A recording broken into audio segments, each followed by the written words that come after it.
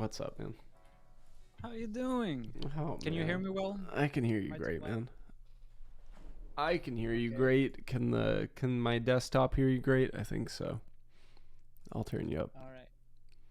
Nice, man. How you been? Thank you for having me, first of all. Of course, dude. Thank you for being here. This is yeah. I'll let you introduce yourself real quick while we're at it, man. Oh, Go for it. okay. I wasn't expecting that part.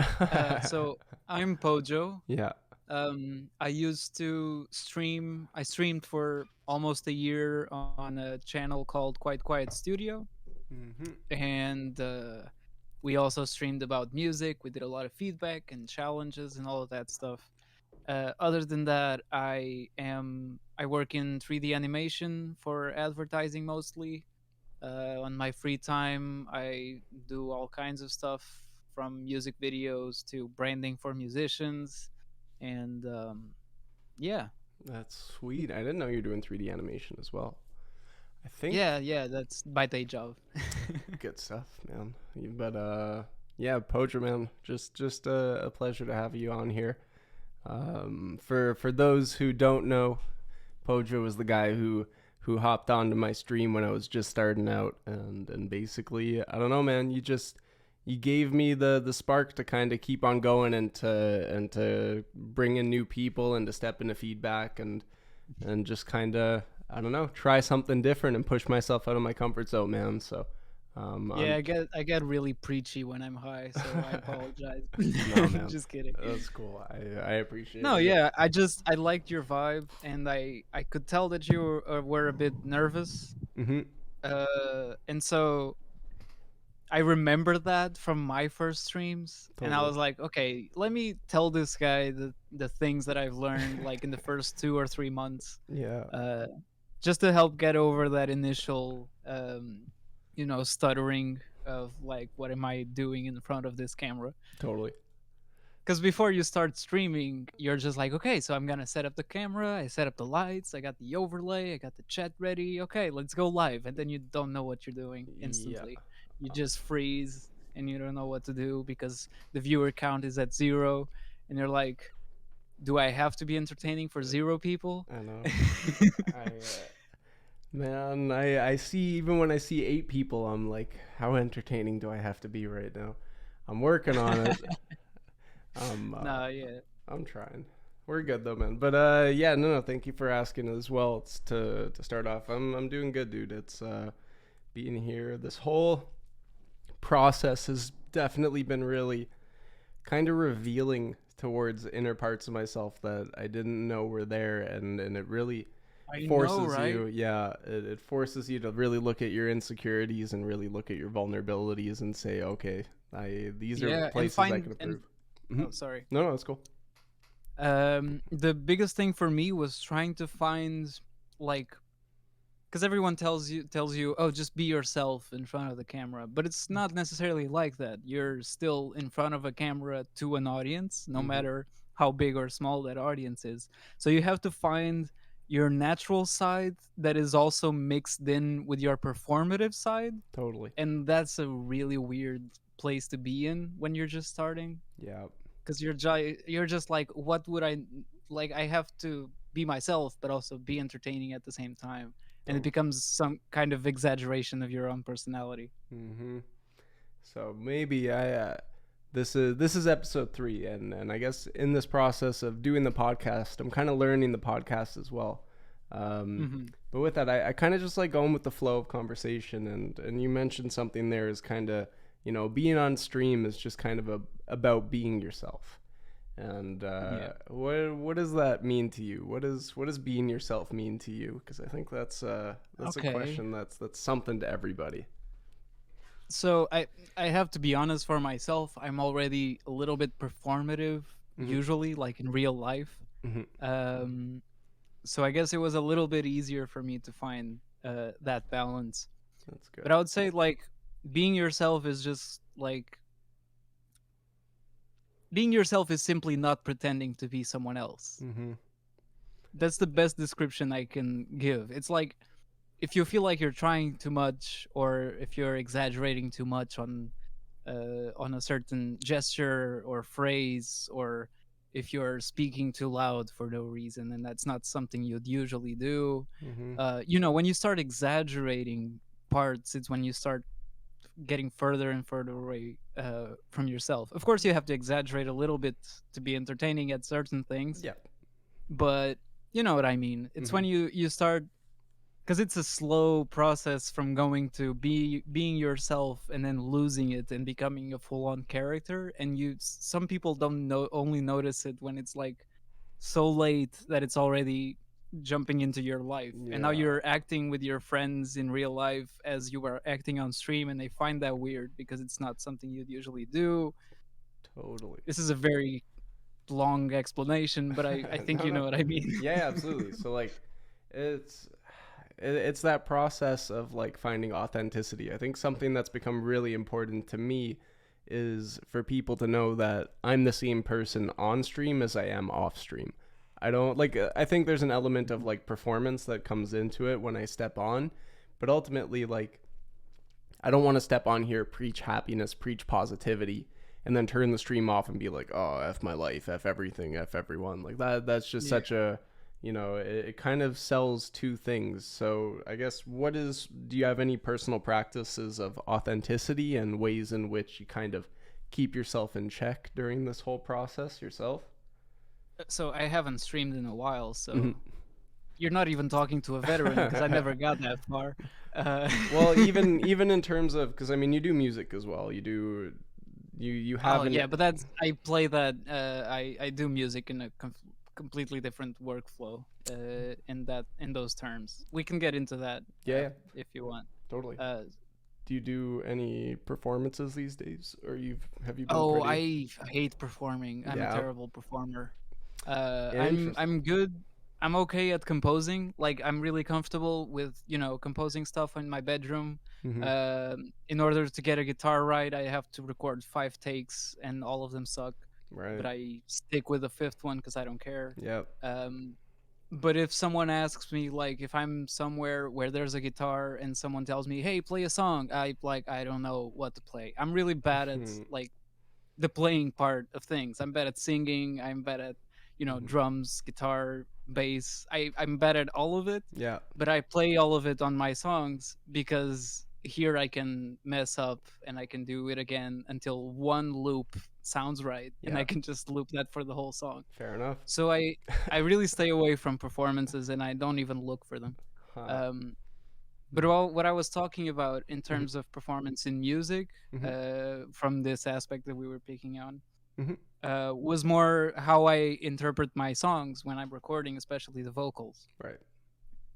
And it's a little bit different because there I'm not being myself at all. I Mm-hmm. don't try to. Interesting. Um, I try to play a character. I try to do the work basically as an actor. Mm-hmm. And a lot of like my projects, like albums and stuff, I usually start with a script. Like I write a script Oh wow. like it's a movie, Mm-hmm. and then I just start composing songs for each scene. And Wow. like for example, for the album that I'm working on right now, like I have scenes that have had like 5 different versions, and it's 5 completely different songs, but they were all attempts to show that scene and Hmm. how to show that scene through music instead of through visuals. Yeah, that's super cool. Um, and of course, like the story that is written into these scripts is usually an exaggeration or a metaphor for something that I feel or Mm-hmm. for something that I went through, but it's told as a story with characters in a world that I don't exist in. So when I'm playing the songs, I'm remembering the feelings that I felt, Yeah. but I'm singing them through the voice of another character and through the experience that this character is going through in the story. Huh. Uh, and that's how I usually make music. I tend to go to songs in order to songs to stories, Yeah. in order to maintain consistency. And I'm very visual, so the first thing I do when I'm starting a song, after getting like a riff or something, is I start to imagine a scene, Well. even if it's a single. I start to imagine a place, a character doing something or going through something, Mm-hmm. and I develop from that because it helps me to choose the sounds. Like oh, Yeah. maybe he's in a room where he just has a broken piano and nothing else more. So it's gonna be a broken piano, some vocals, and him hitting on the walls, and that's gonna be the percussion. And that's pick the sounds Mm-hmm. from that information. Huh. And of course, there's exaggerations later, like then you get the artistic liberty. But for the base of the song, I usually start off with that stuff. Mm-hmm. Is that always how you've written, or is that kind of a new process that's become more a part of your recent works? Sorry, I'm just eating my pizza. One All second. good. Eat what you um, what kind of pizza, if I can ask as well. oh, it's just a basic ham and Uh, cheese. no pineapple. No, no. Not a. I'm terrible at eating. I'm like the most basic eater ever. Hey, if that's what makes you full and makes you happy, then Oh, eat I wish I however didn't you're. have to eat. I wish I could do photosynthesis. Really? And I love Yeah, food. man, it's such a bother. Like, Uh, I really don't like it. It's just a waste of time for me. well, kind of different question, but do you like cooking for yourself as well, or not really? No, I hate it. I Fair enough. hate it. Fair I enough. cook for survival. I cook pasta and I open a tuna can, and that's my dinner Yeah. almost every day. Are you living by yourself at the moment? Yeah, yeah. Yeah. I know that life as well. That's No, yeah, yeah. when my girlfriend is over, I eat a little bit better, but she's also kind of like me for the most part. Mhm. So we're not a good combo. Or you're the best combo of both kind of making Well, it yeah, easy on one another.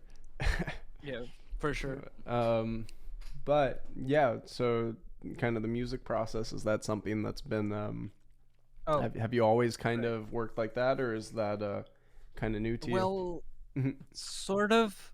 Hmm. So when I was younger, me and Regine, I don't know if I've told you about Regine. No. Uh, he was my Oh co-host yeah, on yeah, the other channel yeah. at Quite Quiet, Hmm. and we've known each other since we were like 11, Nice. and so we grew up making music together. That's sweet. And when we were younger and we started composing songs and trying to make a project and stuff, sorry, No. um, like he would be the one composing the songs. Interesting. I didn't do much. Hmm. He would be doing most of it, and all that I was thinking, like I tried to do a few songs, but they were all terrible compared to him, Right.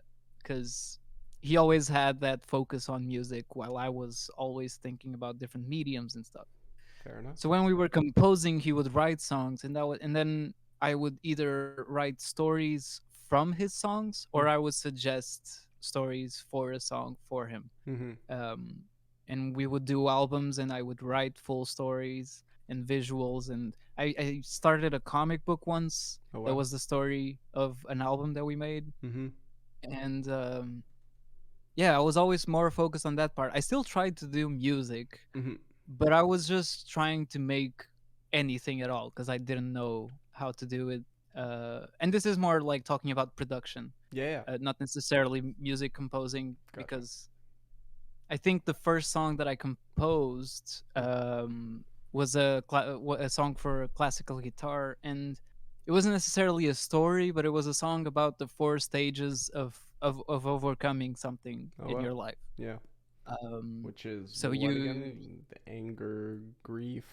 I forget what the four stages are again. I didn't know the actual stages. I Right. didn't do the research. I Gotcha. just did it from my own interpretation Oh, because I was a child. fair enough. Yeah, yeah, man. That's cool. And so I think basically what I did was the beginning where you're kind of like ignoring the problem, but it's creeping up on you. Mm-hmm. And then you have the moment where you can't ignore it anymore, and it's just it's basically rage. It's when you're like stressed out, like I got to deal with this, but I don't know how. Uh, it doesn't really matter what it is. I'm just talking in general. Like, oh my god, this is such a big thing that I have to deal with, and it's that stress and kind of mixed with rage sometimes and all of that. Mm-hmm. And then you have the stage where it's just you're going through it. There's no way around it. Yeah. Like if you gotta be sad, you gotta be sad. Mm-hmm. If you gotta grieve, you gotta grieve. Mm-hmm. You just gotta. feel all of it, and then at the end you have the overcoming, which is when you're past everything. Mm-hmm. I can play it for you if you want. Yeah, I mean, do you have it on you right now? Is it something I don't know if I can if Oh I no, can. I can play on the guitar because Oh, it's just a classical guitar yeah, yeah, man. If song. that's if you feel comfortable, please do. I'd be happy to hear it. No, I love playing the song. It really feels like I peaked when I was a kid because I don't think I've ever wrote anything as good as this, Yeah. to be honest. Well, I think I don't know. My goal in my creativity and in my creation is always to, as best as possible, tap into that inner child creative, the one that just wasn't so jaded by the perspectives of the modern world that told me how to create and what to create. It's just more of this innocent Yeah. creation and yeah. Please, whenever you're ready, man. Can you hear the guitar? I can. All right. I might mess up a That's few okay. times. No problem.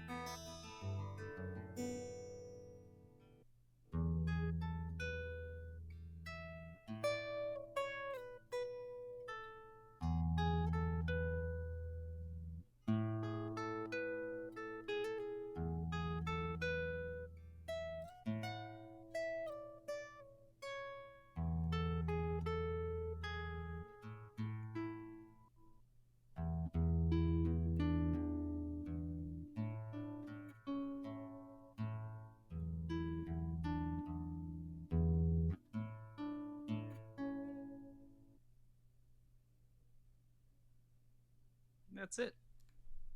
Hot diggity dang, dude. That was really good. Thanks. That's yeah. When did you write that? How old were you?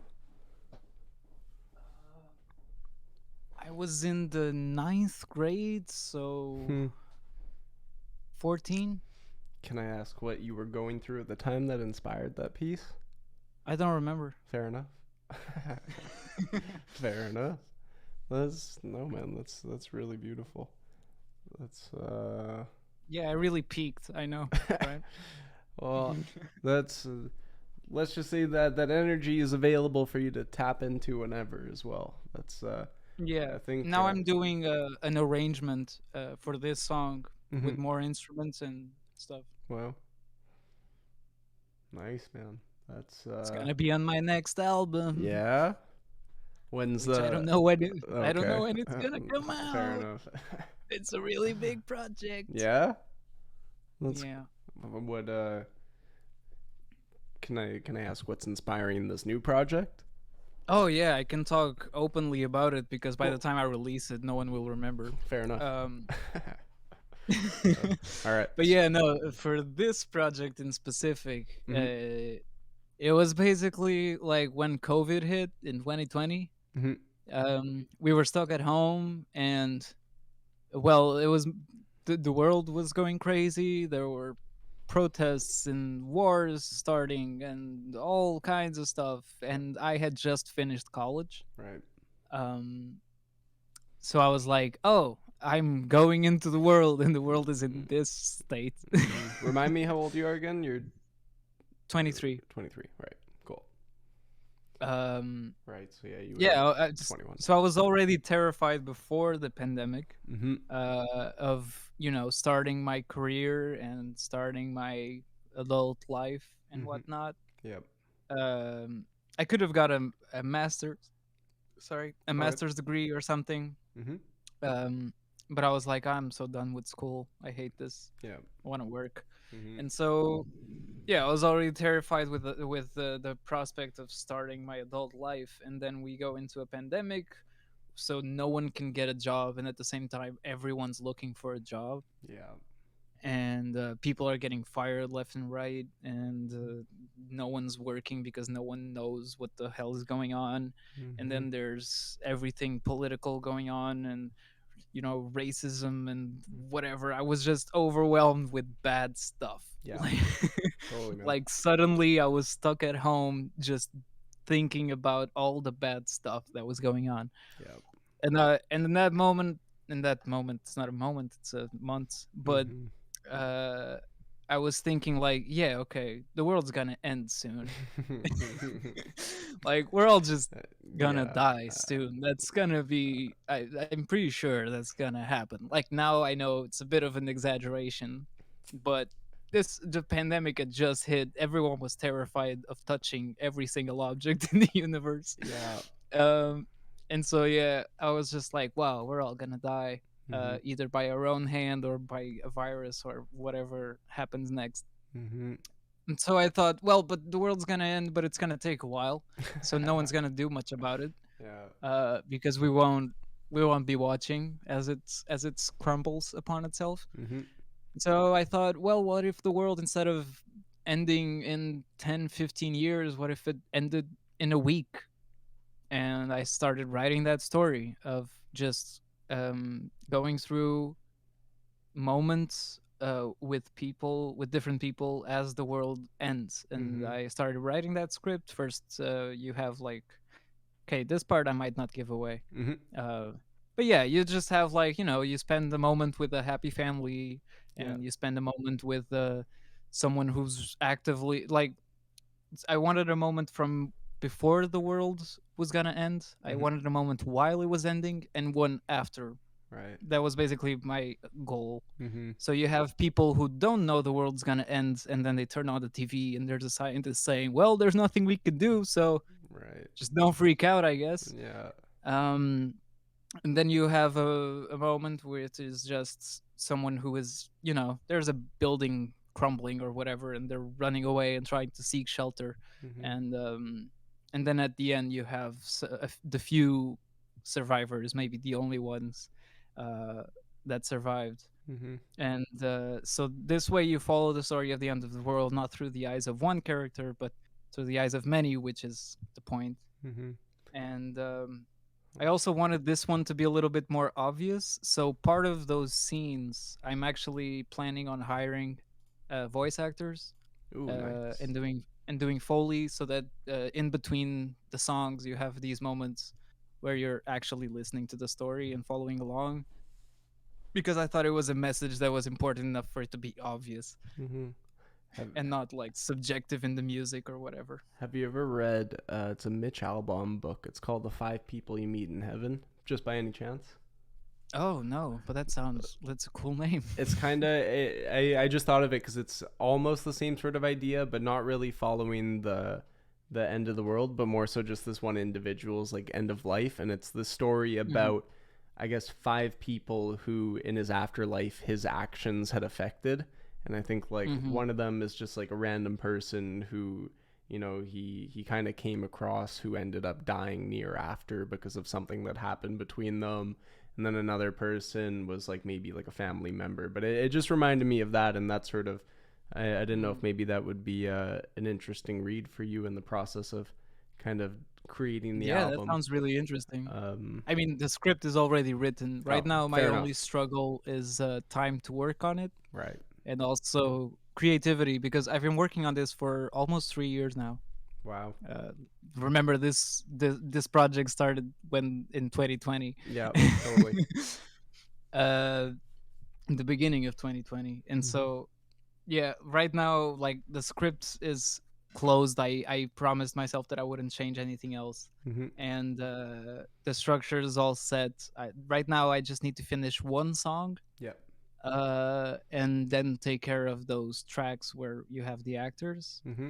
And then the biggest struggle is probably gonna be the visuals, because I want them to be very impactful, but it's gonna take some time and probably Right. some help. Yeah. Um, Hmm. I mean, first and foremost, kudos to you for committing to a long project, because I already have a hard enough time committing to a project in the first place, no matter what size or scale it is. yeah, it's So, uncommon for me. I'm gonna be honest. yeah. My family roasted me my whole life because I never finished my projects. Yeah. Um, so this one, I freaked out so much about the end of the world that I thought, no, this one I'm gonna Mm-hmm. stick through the end with it. And the big motivation is, well, we're getting closer to the end of the world, so this is gonna stop making sense as a warning, Right. and it's gonna become biographical soon. So I gotta make it Uh, fast. what's your deadline? Hopefully, what do you Well, I think? was hoping to have it finished by the end of this year, Right. but life never goes as you expected, so I'm a little bit late on Mm-hmm. my schedule. Fair enough. Um, and I also had to take a break because I was just burning out, not necessarily in terms of working too much, Mm-hmm. but I was burning out from spending 3 years thinking about the end of the world Right.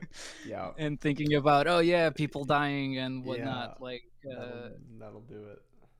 exactly. I needed a Oh little man. break, so I started writing some singles and stuff instead of working on the album. And now I'm coming back to it, hopefully to finish this last track and get things moving. Nice.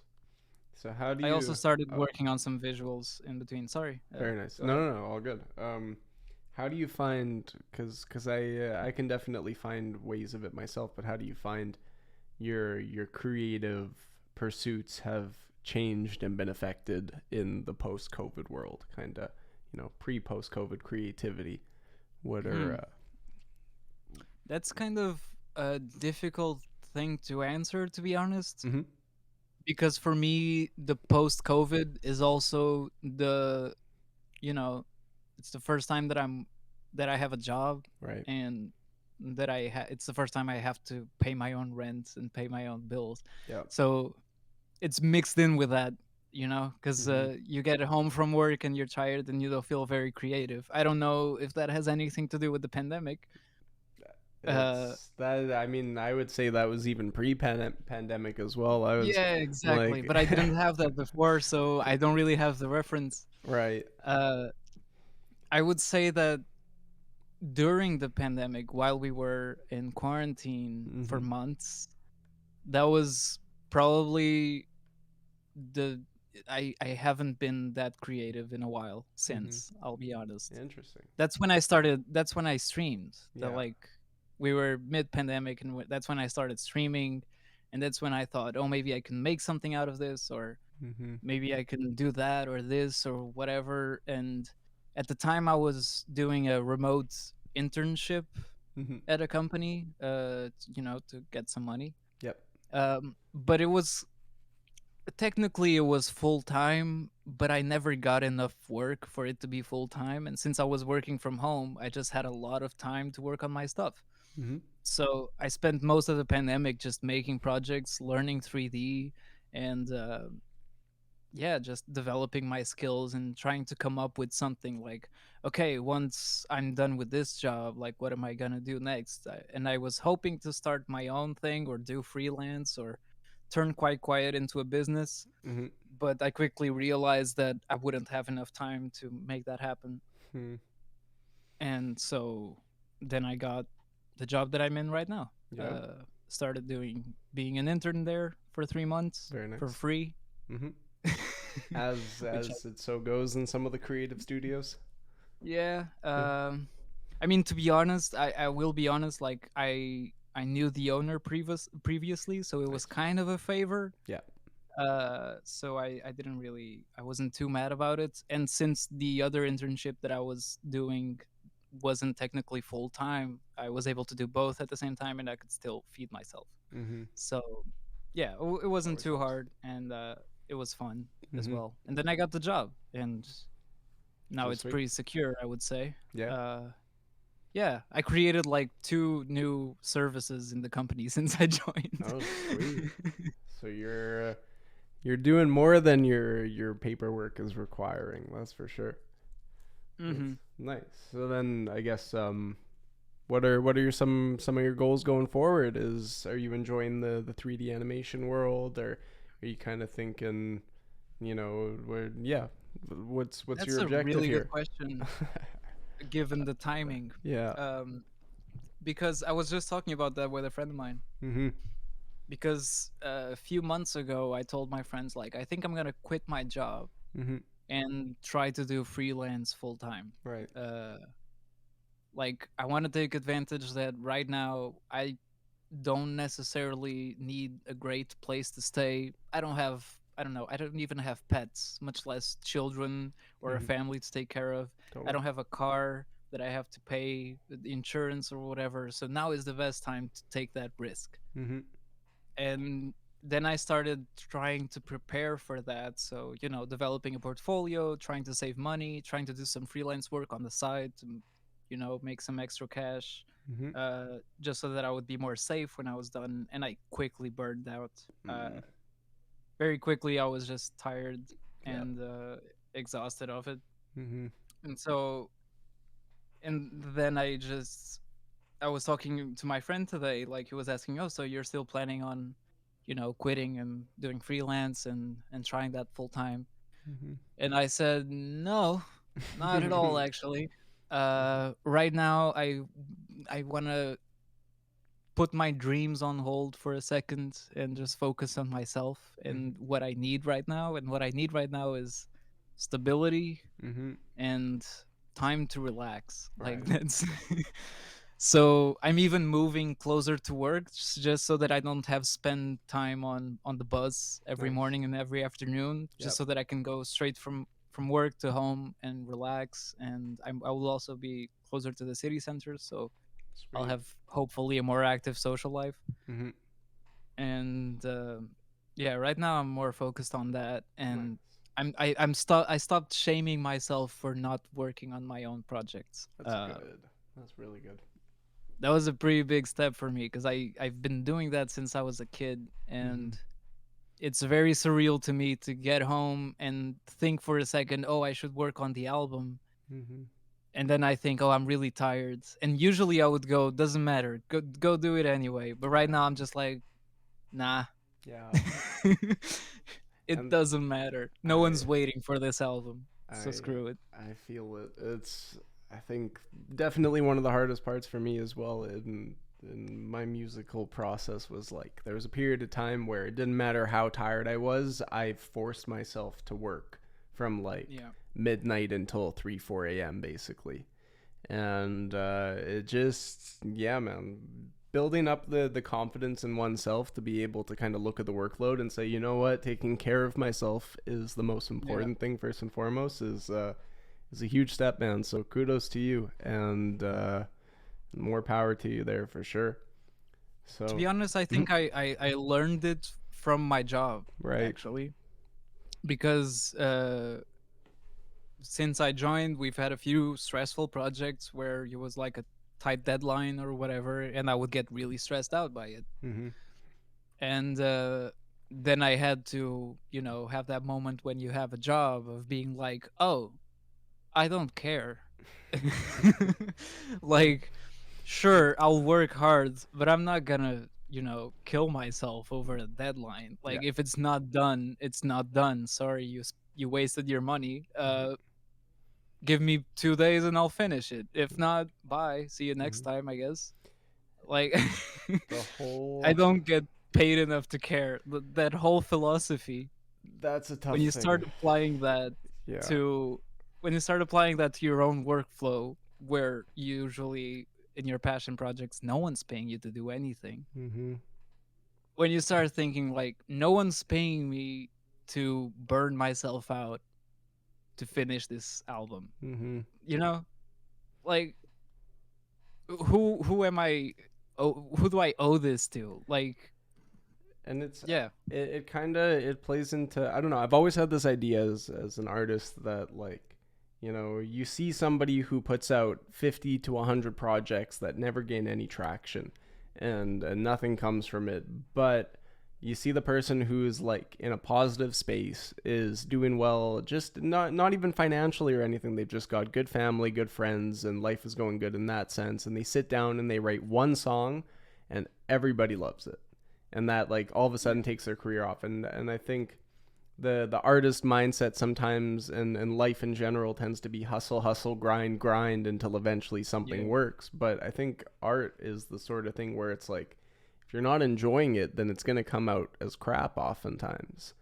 and Yeah. and so in one sense, yeah, it's like nobody's paying us to get the work done as artists, but sometimes, when we're in a good enough space ourselves, that when we're creating, we're creating in a positive flow in which we're making something that potentially people will enjoy, it's almost like not being paid to do the work pays for itself. And Yeah. sometimes it's tough because it's that balance of, like, creating space for inspiration, but also making sure that we're taking care of ourselves and not burning out, because, without, I think, just balance is so important, and it's something that modern society is kind of, excuse me, pushed aside Truly. in order to, like, force us to work. And we've been told, unless you're working many many hours and doing all this, life isn't going to go anywhere.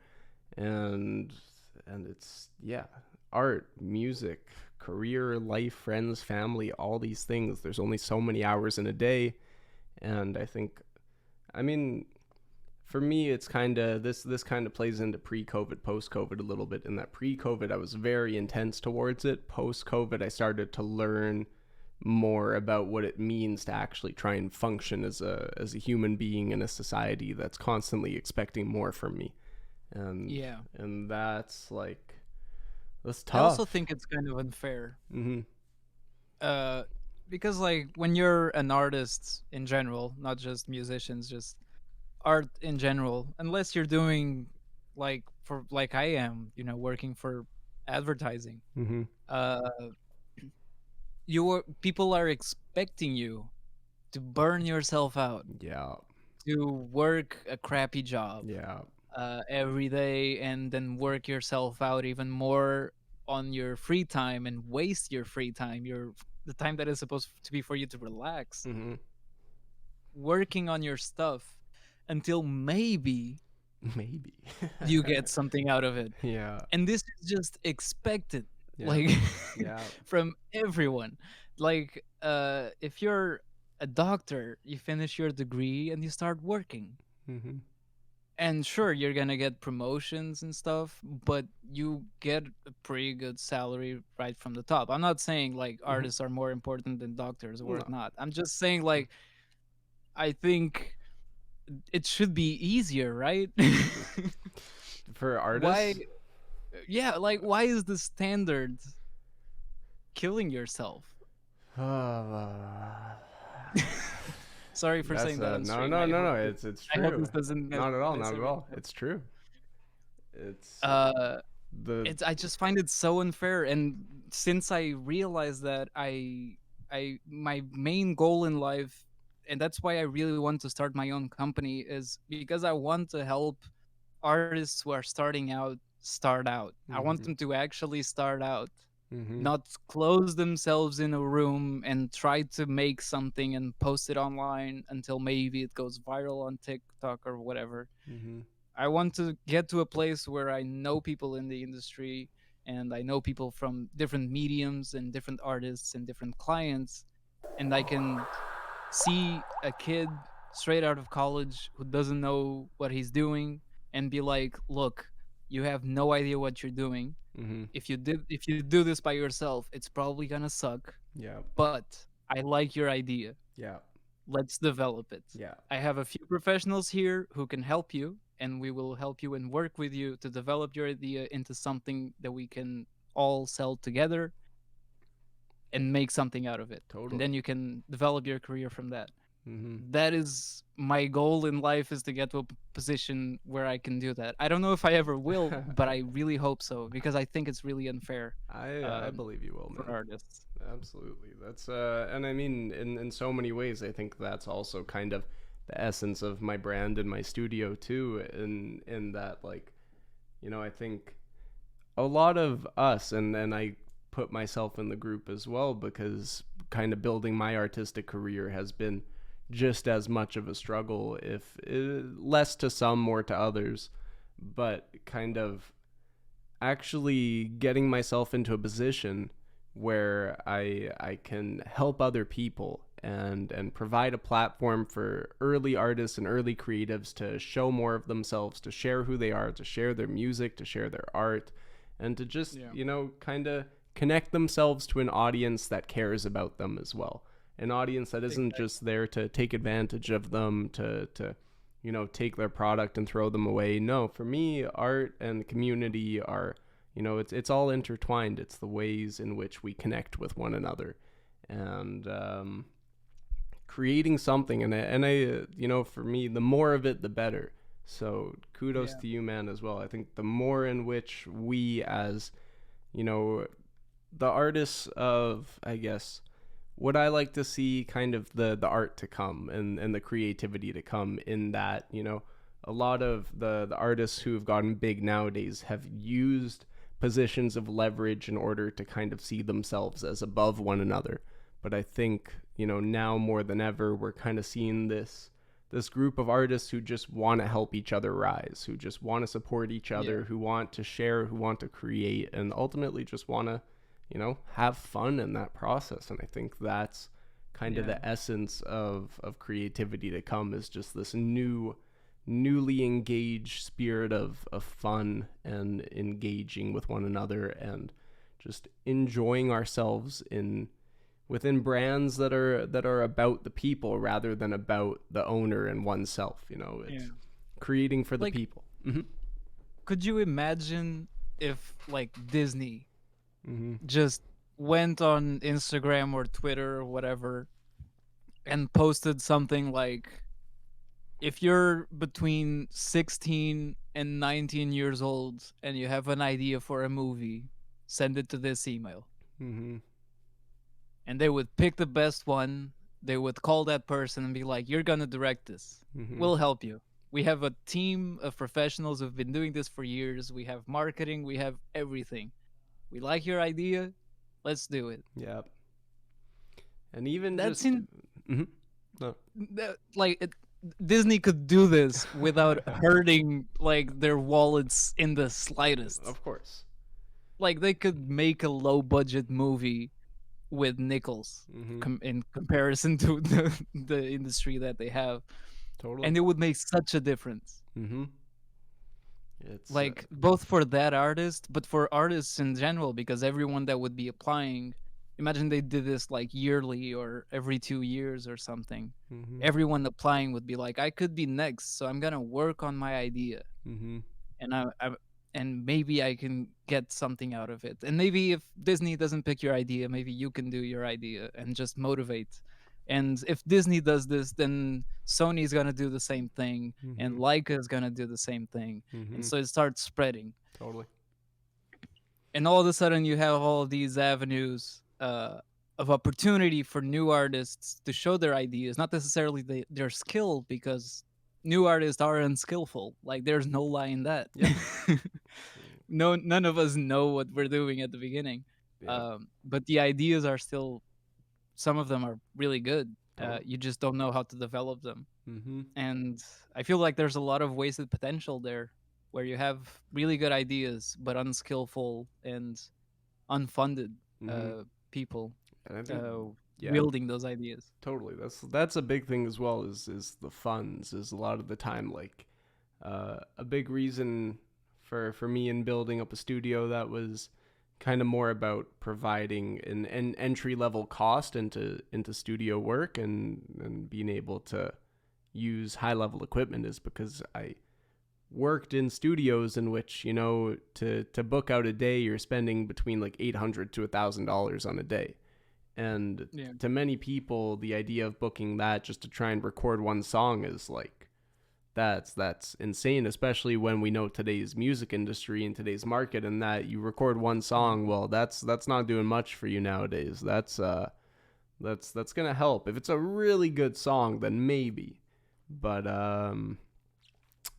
they've made it hard on us, and I think the more in which we can, I guess, create access to what's not utilities, but to, I guess, just to people, to education, to opportunities, and to Yeah. more. The more we can present to early creatives in their budding process of creating, the more in my mind that branches out to more than just the art that we get to see, but it branches out in the world that we get to create. Because Hmm. if people's creativity and imaginations are allowed and are almost told that they should be running wild, then I look outside and I just imagine a world in which there's so much more to experience and so much more to do. And to me, I don't know. Creativity is like just the essence of everything. Without Hmm. creativity, we would live in a world that was just kind of made up of all the same things and would be dull and nothing. And finding ways to get people to tap into their unique creative potential is just so cool, Yeah. man. So kudos to you there, 100%, man. And Also, like mm-hmm, there is similar projects going on like that. At least like here in Portugal, we have that. I'm assuming there's similar stuff all over the world, but we have a few foundations that offer like funding for ideas. You mm-hmm, just present your idea. Of course, you have to write a bunch about it, yeah, like about what is the idea, what's the concept, how you're gonna do it, what's the schedule, who's the team, and whatnot. mm-hmm, And they give you like 10,000 euros for you to work on it for 3 years. hmm, Uh, that's like the higher, yeah, the higher that I know of, of at course, least. yeah, Um, hmm, and I always found that to be pretty cool. But one thing that I don't like is that they're just giving you money right, and time, but they're not necessarily helping you. You mm-hmm, know. And a lot of the people that get picked for these fundings are people who have experience right, and who have a team with experience, and so mm-hmm, there's not a lot of access for unskillful artists, which is completely understandable. If you're making a product, like if you're making a project, you want it to succeed so that you can then make maybe some of your money back. yeah, So it's completely normal that any company or foundation or whatnot, it's completely understandable they wouldn't pick someone who doesn't know what they're doing to make a movie or something like that. mm-hmm. Then there's But also, oh sorry, go for I don't know where I was going. Please it. interrupt Okay, me. there's also the element of kind of, I think, we'll give people money to make something, and then usually the primary intent in creating something is making money in return from it. I think nowadays, I don't know if there's little room for it or if it's just something that's more forgotten than anything, is the feeling and the inspiration of creating something without necessarily wanting anything in return. It's Yeah, that we make a song or we make an album, and before we've even put it onto the market, we're thinking about how many listeners it's going to get, who are we selling it to, what are we trying to do with it, how far is it going to take us. There's this kind of simplicity to art that's been lost in terms of just kind of making something for the sake of taking it home and putting it on our windowsill you know for sure. And And mhm, one thing I'd like to clarify, I do music, mhm, but I never want to live off of my music. right. That's not something that I wish for, or even if it happens by accident, I'll be very heartbroken. Mhm. Uh, How because come? music is the only thing that I do for fun. Mhm. Right. I don't want to be worried about if it's gonna do well in the market, or if it's gonna have how many streams I need to pay for rent that month or whatever. I don't Mhm. want to think about that when I'm making music. I want to make music because I like making it. Right. So I'd rather make my money elsewhere. Mhm. Hmm. I have other passions. I can do other things. What about the sort of situation where like you're still doing music for fun, but you're making a bit out of your music, you're making a bit out of your animation, you're making a bit out of your studio space, and you kind of have these different income flows in which none of them are the primary thing that like forces you to be like, okay, I have to do music because that's all people want from me. But you kind of have more of this ease to being able to kind of to do what you want because people support all the different avenues that you're a part of. Something like No, that. yeah, that would be, well, yeah, that would include the music, I guess. Mm-hmm. But originally my idea with streaming when I was doing Quite Quiet was, oh, maybe I can build an audience that Right. just supports whatever project I'm doing. Yeah. Like, of course, there's a few things that I'll have to tailor to be entertaining. Like maybe I'll do a skit that I normally wouldn't do, or maybe I'll do a feedback stream when I don't feel like it because I know people will watch it. Mm-hmm. Um, but I would never concede on my music. Right. Uh, if people like my music and if I make money out of my music, which I haven't made a single penny, by the way. Mm-hmm. Um, if I do end up making money from my music, I'll still maintain the same position of like, well, okay, I'll make the next one. Like, Mm-hmm. I'm gonna keep making what I'm making, and if you stop liking it, I don't care. I still like it, so Mm-hmm. yeah, I'll make my money elsewhere. That's man, more people. We need to learn that process of just making it because we enjoy making it, and not necessarily because we're trying to impress or because we're trying to, Yeah. I guess, turn it into something. I It's mean, if you know me personally, I'm always thinking about ways to make money. mm-hmm. I'm very. I don't want to be one of those guys that calls himself an entrepreneur because I'm not. I never started anything, Mm-hmm. but I do have a lot of ideas. Like whenever I see something, or whenever I try something new, I'm like, oh, maybe I could sell this, or maybe I could charge for people for me to do this or whatnot. Like I'm always trying to think of new ways of making money. Like the other day, I had this idea for uh I don't know how it's called in English. You know those places where kids go after school before their parents get out of their job. Like after school sort of, not daycare, but after school Yeah, care sort exactly. of thing. Yeah, I getcha. Yeah, I was thinking like, oh, I would probably make a lot of money if I started one of those businesses, but make it very focused on art. Yeah. So kids would get there, they would have musical instruments, they would have paint, they would have whatnot. We would do some workshops maybe. I have friends in different mediums and industries. They could come in and teach kids how to do simple things, animation, video, and whatnot. Mm-hmm. And my God, white people would pay so much to put their kids in there. Yeah. Like, I can imagine so Oh many god. parents being like, "Oh, I want my kid to go there so that they can be creative." And then when that kid turns 18 and wants to Yeah. go study filmmaking, they'll be like, "No, you got to be a doctor. This is not how I educated you. It's exactly how you Yeah. educated me," and whatnot. Good old Uh, societal traumas. and Just I would just be just crunching money mm-hmm. out of these parents. Well, there's like, and I'm looking outside here. I got this beautiful garden space out here in my home at the moment. And like it's summertime now. It's like 20 degrees today, and my goal has been to find a way to kind of turn Tuesdays into a sort of community day in which people come by. They like I have instruments set out. There's like a jam session, food, drinks, kind of like joined by donation sort of thing.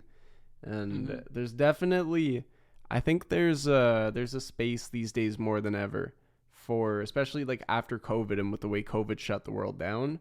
There's a space Yeah. now more than ever for community oriented events or just kind of like fun events that bring people back together. Because I think there is so much separation for so long that now, people don't realize they're missing it, but human connection is so darn important in Oh, our so own, important. yeah.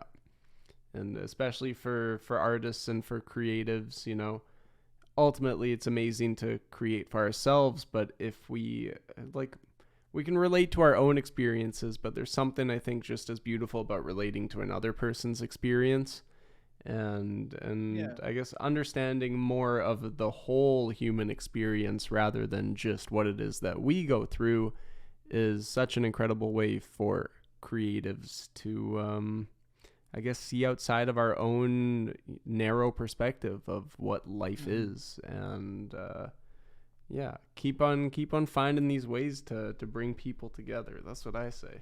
And Hank Joe is in Yeah. the chat there. Hey man, welcome. Hey. Yeah, like on that note, Mm-hmm. uh actually I just experienced that. Yeah.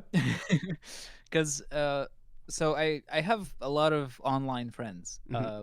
But IRL I kind of don't feel like meeting people usually cuz I'm usually just tired. I just go from home to work and from work to home, Yeah. and I'm just tired. I don't feel like going out and whatnot. And I have like three friends that I'm really close with, and we hang out usually, Mm-hmm. and I really cherish them a lot. And for the past 2 weeks, they all went on a trip together. I couldn't go because well, I was working. Mm-hmm. But they are still in college. They just got on vacation, so they went on a trip. So I didn't have social interactions besides my coworkers Right. for 2 weeks, and Mm-hmm. I was like, oh, I'm fine. Like, I don't really. Usually, I think I would feel sad about this, but I'm fine. And Mm-hmm. then they arrived, and in that moment, I realized, oh my god, I missed these guys so much. Yeah. I was dying. I was just numb. Like, Yeah. I wasn't feeling sad because I was numb, Yeah.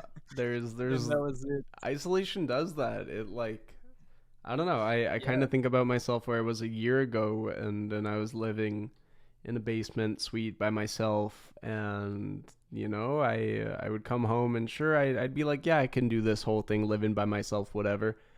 But after, I guess I've been living with now six other people pretty much, but like five other people for the last 4 or 5 months, and yeah, within that, like kind of reestablishing that human connection and that sense of community and just having that support system in other people, it's like it's just created so much more stability and so much more, I guess, ground for myself in not only like who I am but where I stand amongst people, because as people, I would assume at the very least that we're a community driven species.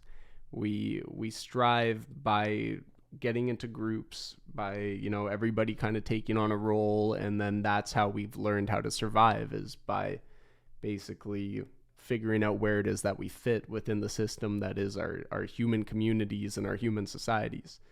And isolation, it has its way of kind of making us think that we're almost good for nothing, and kind of being in a group of people reminds you, it shows you what we're good for. It shows you how it is that each of our individual sparks really comes through in their own way. Like there's certain things that my housemates can do. My one housemate is an incredible construction worker and like can fix up a piece of glass or chop up a door or do whatever he needs to like that. He's on it. Another one of my housemates can remember like thousands of lines of code before he can read it all, he'll remember it all, and he'll know exactly what to do before you can even mhm, say anything to him. Another one of my housemates is a great soccer player. Another guy is just really really smart when it comes to fitness and general health, and it's like everybody knows their own thing. And when we're not in community and when we don't get to experience these things amongst other people, it's when we kind of forget what it is exactly that we're supposed to do. because when you're not Yeah. around people, when you're not shown or given opportunities to really allow yourself to come through, it's hard to know what that self is and what our self really desires for ourselves. And Yeah. yeah, community has been such a blessing, On honestly. a more basic note, Hmm. you're also like not in your head.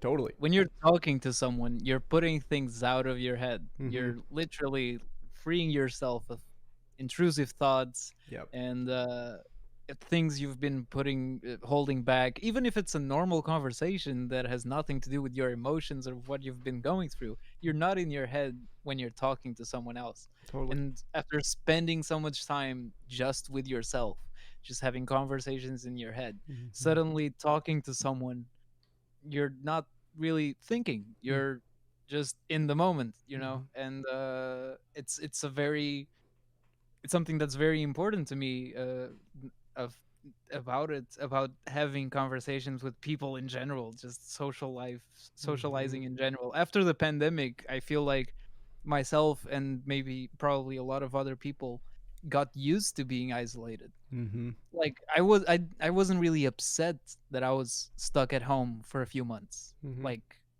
my girlfriend freaked out and that later stressed me out, but if if I was completely alone, I think I would be pretty much fine, to be honest. Hmm. um And I think there's a lot of well, people who would say the same thing in kind of being yeah, okay with exactly. isolation.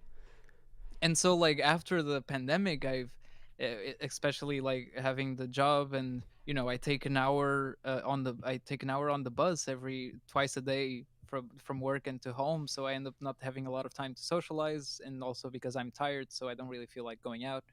I Hmm. live far away from the center of the city, and so I just kept being isolated Right. in a way. Hmm. And I'm okay with it. I feel fine, but the moment I'm talking to someone, I realize that I've been missing it, Hmm. without realizing it. Yeah. It's I feel like definitely I'm being reductive, but anyway. no. Well, it's also like I feel like even when I moved into this living situation, like my first conversations, I was a little more timid around them. It's really taken like 5 to 6 months of having conversation after conversation with like over probably 100 to 200 different people, and that's not including the stream. Like it's taken that many conversations to get me to a point where I'm okay with messing up in a conversation, or I'm okay with messing up in Yeah. front of people, because having these conversations, it's always interesting when you're talking with somebody and you're like, oh yeah, like I messed this up, oh it sucks, and they're like, no no dude, don't worry about it, like I messed this up the other day as well.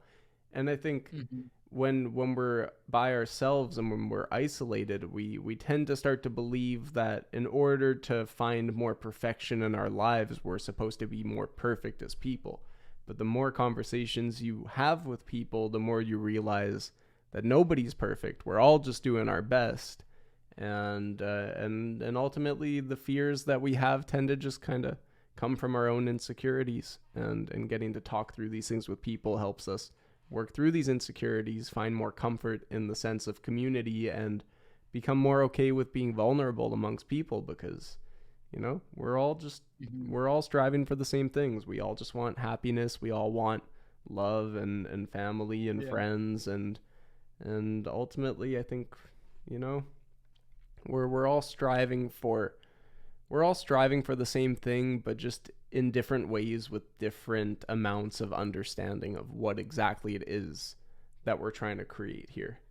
But Yeah. everybody is ultimately pushing towards what I would assume to be their version of a happy life, and some people see Uh, that as something that's impossible as well. Hmm. I was just gonna say that today, again, yeah, everything happened to me today, apparently. Uh, Today was the no, but day. I was walking out of work. I was going to meet these friends that I was talking about, Hmm. and on the way, I noticed that there was a guy that I haven't talked to in months, Hmm. and he was just having a beer with some of his friends. and he called me and asked me to join in, and I was like, okay, cool, fine. We sat down, we started talking, Mhm. and very quickly, I don't know why the conversation went that way, but it was me. My friend left, like the guy that I knew left, so Mhm. it was me and five strangers, and we were all talking about how we grew up Mhm. and how our parents traumatized us. Mhm.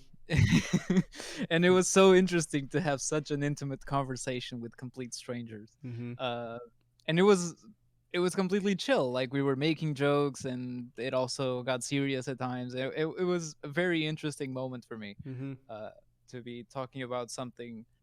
I'm not very closed off about my own stuff or Mhm. about my life. I don't hide much, but Mhm. it was strange to have other five strangers also not be closed off, Mhm. in that sense. Everyone was very free talking about their problems and their victories as well. Mhm. Yeah, Well, this was something I was going to mention earlier, kind of when you were saying COVID as being the end of the world, and I almost feel like in some ways COVID was the end of the world, but it was kind of it the was the temporary end of the world. yeah, it was the catalyst into the end of one version of the world and the start of a new version of the world in which, Hmm.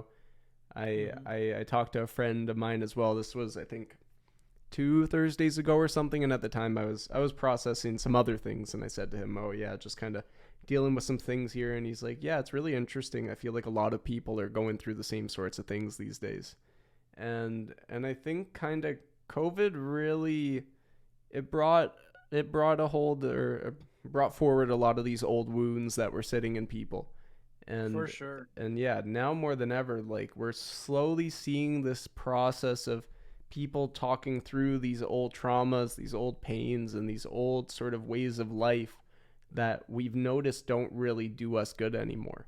And we've I noticed. didn't think about that, but that makes a lot of sense because I remember while we were in the pandemic, I would have like a Discord call with a friend or two. Mm-hmm. And pretty much the first thing we would ask is like, hey, how are you doing? Yeah. And instead of just saying, I'm good, Mm-hmm. we would be like, oh, I'm a little bit getting a bit in my head, or uh, I'm starting to get a little bit.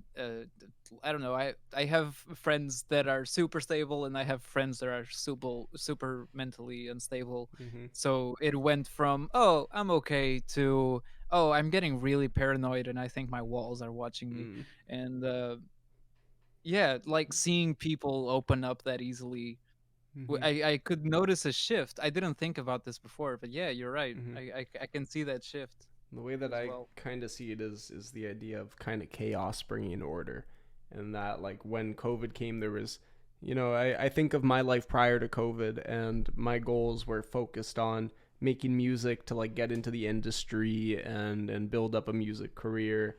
And then COVID hit, and like everything that I thought I wanted, and not just myself, but so many people, it was this whole shift of kind of being like, wait, is this the life I'm really trying to create? Because when you're put into your house for so many hours a day, you're forced to Hmm. reevaluate everything that's going on, and you're like, okay, well, now what? Like all these things that I Yeah, thought were my life all of a sudden have no apparent value, and nobody is really interested in this stuff right now. So what am I supposed to do? And yeah, it just force from chaos comes order, and when everybody is just so disarray, we have to find a new sense of order.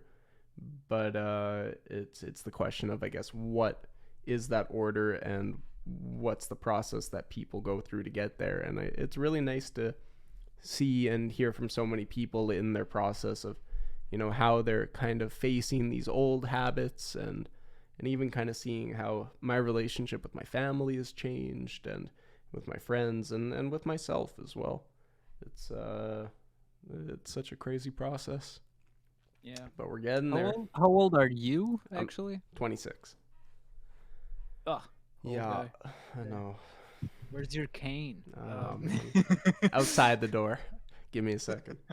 uh, Just kidding. no, no. No, because I also noticed the difference in the way that I relate to my family, but I felt like it was more about me getting older and starting my adult journey, I Totally. guess.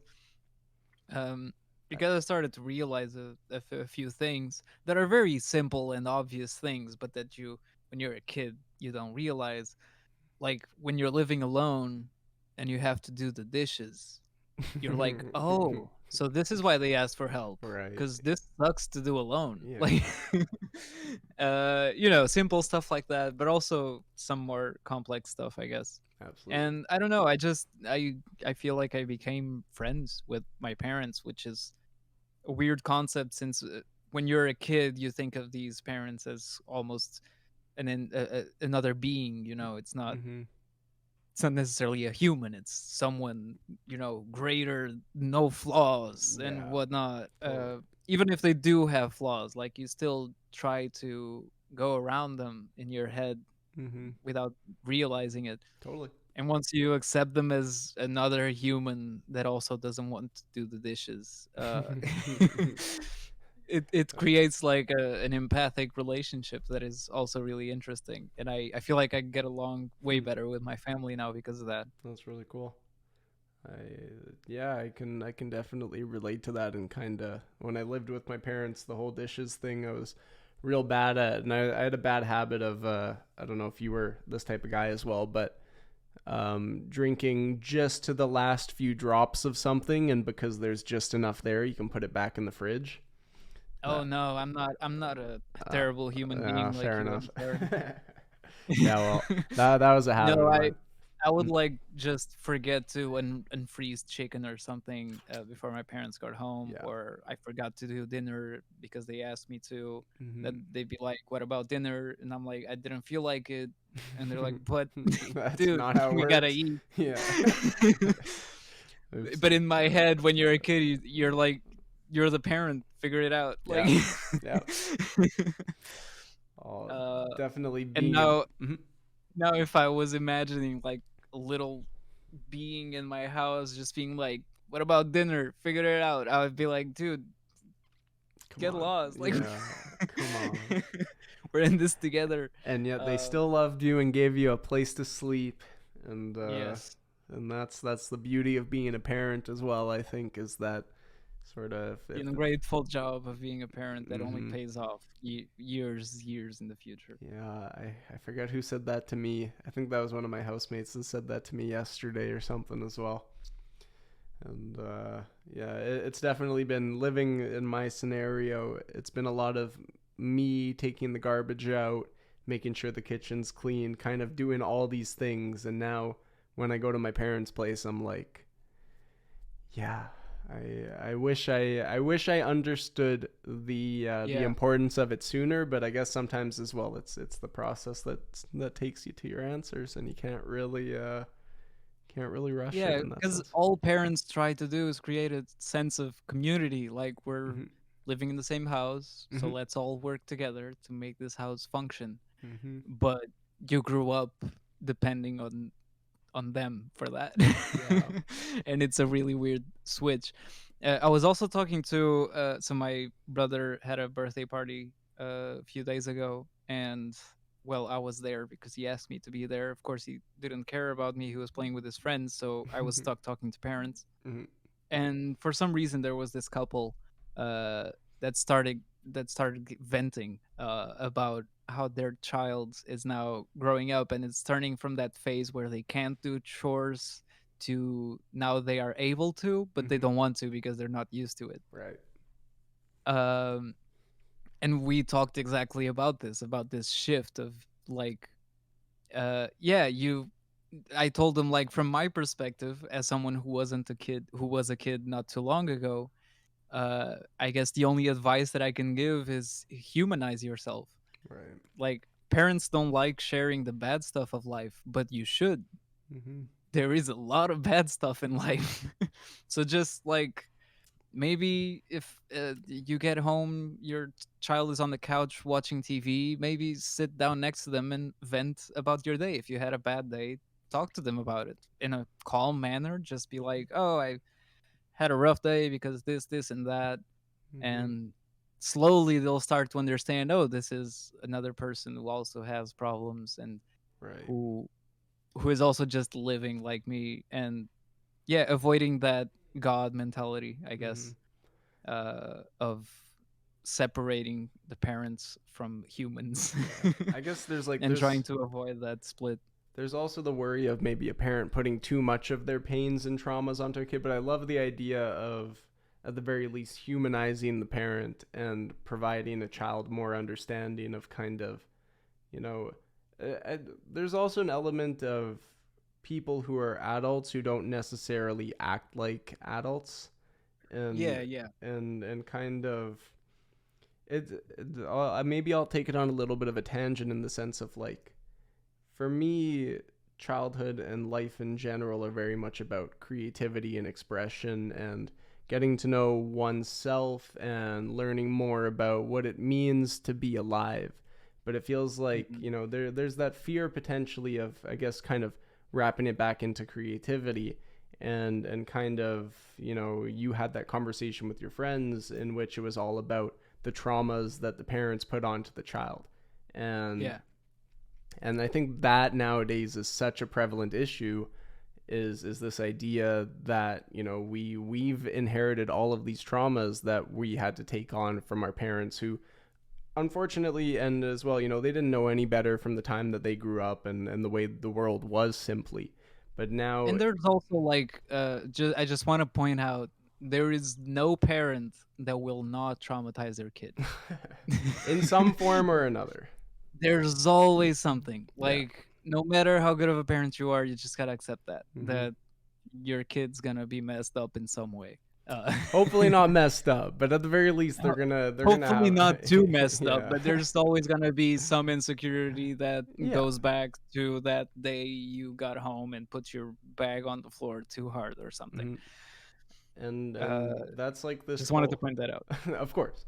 And it's kind of this, I mean, I think it's interesting for me as well on this note, in that I'm kind of in this stage of my life now where I'm turning myself from being kind of early adulthood to trying to step more into a space of like, almost fatherhood in a way, where I'm stepping now into a beautiful relationship with a woman who we hope to build a family, and we hope to create something, like this dynamic together. But with that comes so much more mental responsibility, so much more understanding of what it means to be a father, and really kind of it's life is this constant cycle of, I guess, renewing ourselves and embracing new ideas about who we are and what we're trying to do in life. And I heard this And idea. putting yourself in new positions, Totally. basically. Absolutely. I heard this idea. So last weekend, I went with my partner up to Nanaimo, and her and we did something called horse medicine, which was really cool.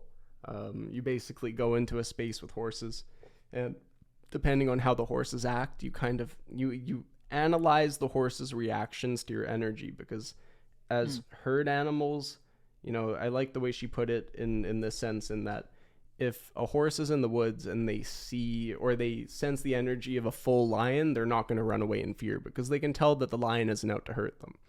But if they're in the same space and that lion is hungry, their senses are going to be tingling, they're going to be ready, and they're going to start bolting.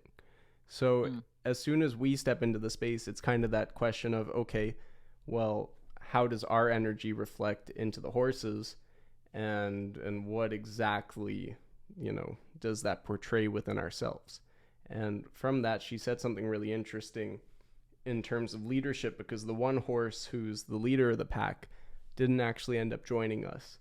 and Mm. and I was talking about how, for myself, I feel like these days, I'm really learning how to strengthen my relationships. I'm really learning how to strengthen, I guess, my sense of self and my sense of self-love. And with that, and not having the leader in there, she expressed this idea of, we spend our first 20 years, how does it go? It's like, it's 20 years of learning, 20 years of being led, and then 20 years of leading, or something like that. Hmm. It's this like 60-year dynamic into which life is constantly putting us in new positions to learn, to grow, until eventually we grow into a leader, rather than Hmm. forcing ourselves to be one and telling people to follow us. You simply just flow into the position of leader because people see you and they say we want to follow that person. And Yeah. so it's yeah, it's Start a this. cult. Hmm? Everyone knows. Sorry. When you're 40 years old, you start a cult. That's No, that's normal life yeah, for an average Joe. seriously. We all develop our own ideas and our own perspectives of life, but it's that sort of it's that journey to the self. It's that journey to creativity, and I'm kind of just Yeah. spitballing here, but you know, we grow up, we're told how to live life, but if there's one, I guess, main takeaway or a big major takeaway for me, it's just finding that sense of self from a space of childhood. It's recognizing. I think our conversation has been so much about the changes in life and the ways in which we're constantly evolving and adapting, and you know how we affect life and how life affects us, and Yeah. And ultimately. also No, on sorry for no, interrupting. not at all. Uh on the notes of, uh being led for 20 years and whatnot. Mm-hmm. It's very weird because I think, at least on when I'm at my job, Mm-hmm. when I'm dealing with a client, I have to pretend that I have everything under control. Right. I have to pretend that I know what I'm doing, even if I don't. Mm-hmm. I have to, my most of my job is making the client feel safe in my decisions Right. when I'm not confident in my decisions. Right. For example, like the other day, I was filming an event, and there was this part where we had to do some interviews, and I kept having issues with the microphone, and the lighting was always changing, and I couldn't get the focus right sometimes, Mm-hmm. and all of that stuff. I was having a ton of issues, Mm-hmm. um, but I had to pretend to be like, every time someone from the event would ask me something, Mm-hmm. I would just play this confident role of, don't worry, I got it. Mm-hmm. Like, some guy wanted to check if the shot was right, like how the composition was, and I just started making up bullshit. Sorry for swearing. No, it's okay. Hey, I only swear now. Okay. I've been behaving. Well done. Thank you. I was expecting this to happen sooner, No, but you're good. yeah, I just made up something like, oh, I think that this part creates a better silhouette or whatever, and he was like, okay, this guy knows some smart words, so he probably knows what he's doing. Mm-hmm. And I was like, yeah, I know what I'm doing. I know what this is. But I was having so many issues, and he had no idea. And Yeah. at the end of the event, he came up to me and said, hey, it was amazing to work with you. Um, I was a bit nervous at the beginning, because, well, I've worked with a lot of people in this field, and sometimes they don't really know what they're doing and whatnot. But you seem very sure of yourself, and I trust you. Mm. And I was like, oh no, I had a ton of problems. Like, Mm-hmm. at the end of the event, I was honest with him, Yeah. because we started talking more and we become kind of friends. Fair enough. Uh, so at the end, I was like, no, I had a ton of issues, like a lot of problems while we were filming those interviews. I just didn't want to make you nervous, Mm-hmm. because you had to focus on your part. You had to interview the people, and you had to make them feel comfortable, and I couldn't have you worry about the camera or the lighting or whatnot Mm-hmm. to do your job right. Right. uh and I wanted you to I needed you to trust me, and that was like probably the hardest part of the job that day, was just pretending that everything was okay. Right. And it's a very weird position to be in, Mm-hmm. when you have to be like that. I Mm. also had the same thing today at a meeting with another client, where I was just like, God, I hate how this project is turning out. I really don't. I would have taken this a completely different way. I don't think it's working. And he's asking me, this is me in my head. And then he would ask me like, oh, I think we should do this, this, and that. What do you think? Mm-hmm. And in my head, I'm just like, dude, I don't care. Like, just tell me what to do. I'll do it. We don't have time for this. I just want to get over with Mm-hmm. this project. Like, I'm done. Just tell me what to do. And now, but the answer that I had to give was, well, I think that this could work, blah blah blah blah blah blah Mm-hmm. blah. But if we do this, blah blah blah blah blah blah, blah, and Mm-hmm. basically lean him in the way that would take me less work to do, because Which, that was hey, my goal. yeah. Uh, but yeah, man, I felt like yelling that at that guy so many times today. I just wanted to say, Oh I boy. don't care, man. You There's can't test me for my opinion. there's definitely a level of imposter syndrome that plays into the whole artistic experience and trying to, I don't know, making a name for yourself. I think that's the toughest thing. It's I wouldn't say it's imposter syndrome because No? I'm no, because like I'm confident in the stuff that I do, Fair like enough. in my own projects. Mm-hmm. uh I'm very confident with the product that I put out and with my workflow and all of that. And I'm proud of it. Right. And but whenever I'm working at my job or in freelance or something that has maybe a tight deadline, or maybe it's a process that I'm not used to or whatnot, especially with and it's usually stuff that has nothing to do with my own personal style or my own personal liking. Mm-hmm. So like I don't have a lot of reference for what it should look like. Like if I have to film an ad for cookies, Right. like I don't care about cookies, or I don't care. I've never woken up one day and thought, oh, I want to make an ad for cookies. No, I don't really care about it. I never done the research on how these usually look, on what we can do, on Mm-hmm. how we can film it or whatever. I never thought about that, but now Mm-hmm. I have to do it just because I have the technical skill that I'm Mm-hmm. able to do it. But concept wise, I have no idea what I'm doing, and it's more on that side. It's like I most of the stuff that I do, I don't have a lot of reference for Mm-hmm. because I don't really care. Yeah. Well, at the very least, it provides you with opportunities to push yourself out of your usual box, and Oh yeah, I it's think always that's fun. yeah, Uh, especially it's always fun, except when the deadline starts creeping in. totally. Because then all I'm thinking is I want to make this as fast as possible, and all the client is thinking is what more can we add to this? Yeah. And I'm like, no. No. Yeah. I. Oh man.